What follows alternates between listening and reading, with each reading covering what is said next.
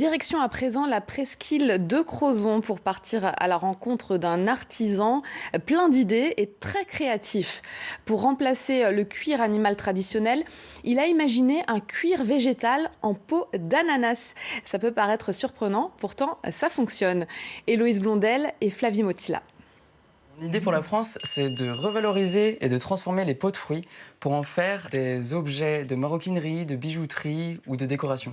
En plein cœur du Finistère, sur la presqu'île de Crozon, ses créations 100% écolo, le breton Clément Collin les a pensées en s'inspirant volontairement de la nature.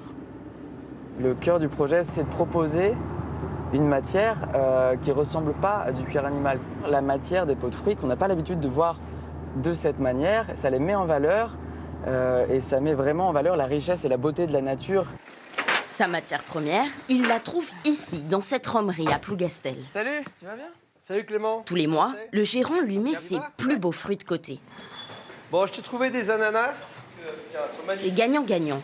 L'un se débarrasse d'une partie de ses déchets pendant que l'autre récupère une matière première gratuite. On découpe l'ananas, donc le fruit, on va le manger, d'accord, ou on va le consommer comme je fais avec les rhums arrangés, mais là, moi, la peau, tout d'un coup, elle a une seconde vie. Mais tous les fruits ne sont pas bons à prendre. Pour pouvoir les travailler, il faut quelques conditions. Les peaux d'ananas en particulier, parce que par rapport aux autres fruits, elles offrent une plus grande surface. Donc je peux faire des pièces plus grandes. Et aussi, elles ont une bonne épaisseur et elles sont remplies de fibres, plus que les autres. Et ça leur permet une meilleure tenue, une meilleure solidité. Et par exemple, avec une peau de banane ou de pomme, ça marcherait pas? Ah, pas du tout, ouais. La peau de pomme, encore moins, parce que c'est vraiment Très très fin. Direction son atelier à quelques kilomètres. On est parti. Clément est ingénieur de formation, mais en sortant de son école, il s'est tourné vers l'artisanat. Bienvenue dans mon atelier. Il a même mûri une technique unique en France. Une technique qui nécessite tout de même quelques étapes. Pour arriver à cette peau-là qui est finie, on a du coup, sur celle-ci, on a 16 étapes. Et ça va nous prendre à peu près 3 semaines environ. Première étape, enlever les chairs et nettoyer la peau. Pour un côté lisse, doux au toucher, c'est plus sympa d'enlever les picots. Patience et longueur de temps. Il faut les couper un par un. Clément martèle ensuite la matière pour l'aplatir et la faire sécher. On en a une qui est en cours de séchage. On peut voir la différence. Voilà. Dans ces tiroirs, des pots de fruits, il y en a de toutes les sortes. Aussi résistantes selon lui qu'un cuir animal. Là, on a de la pastèque, peau d'avocat, canari vert, peau d'orange, peau de pamplemousse vert. La suite, c'est là-haut que ça se passe, dans un atelier un peu perché.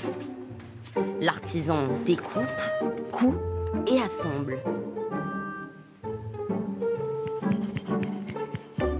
Reste l'étape de la teinture.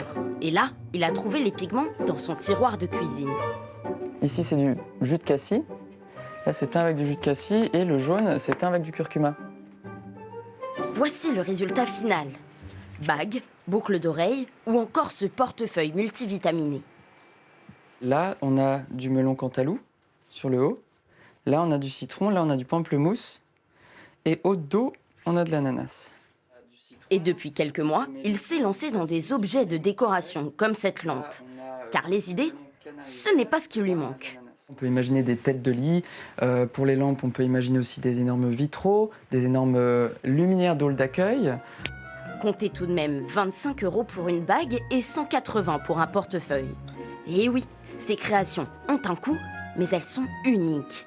Et en plus, il paraît qu'elles sentent bon.